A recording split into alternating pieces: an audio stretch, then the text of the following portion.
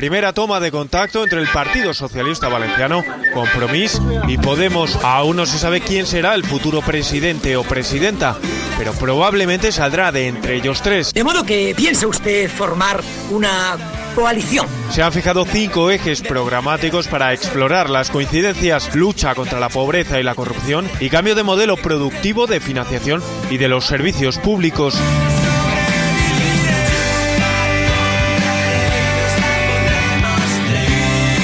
Que sean un pacto no entre partidos, sino un pacto con la ciudadanía. Aquí a nadie le interesa ver esas cosas, ¿verdad?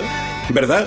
No creo. Está bien. Oh, ¿estabas asintiendo? Me lo ha parecido. No, vale, a lo nuestro. Como primera medida han propuesto al PP y a Ciudadanos que la mesa de las Cortes esté integrada por las 5 fuerzas. Hemos coincidido en que nunca más en el Parlamento valenciano se ningunea a nadie. Por supuesto, no hay problema. Claro. La izquierda valenciana explora diversas fórmulas, entre ellas un gobierno de coalición.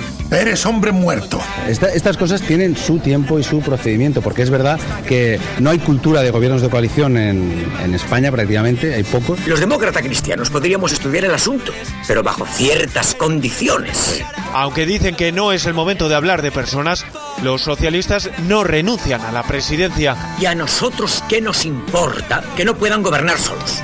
Ya se buscarán alguna coalición con posibles independientes. Yo soy el Partido Socialista es el segundo partido más votado. Oh. Y desde luego el quinto partido no puede condicionar las elecciones. Realmente hace un día precioso. Demos gracias al líder.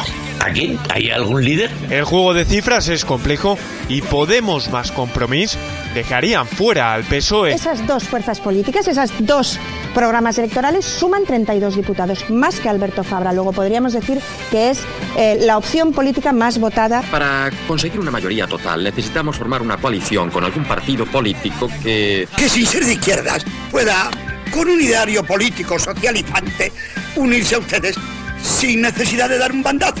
Vamos, lo que se dice un partido bisagra. Las 3 fuerzas volverán a verse las caras en la mesa de negociación el próximo miércoles.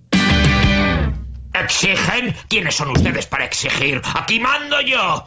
Elecciones en noviembre. ¿Qué? ¿Otra vez? ¡Qué estúpido país!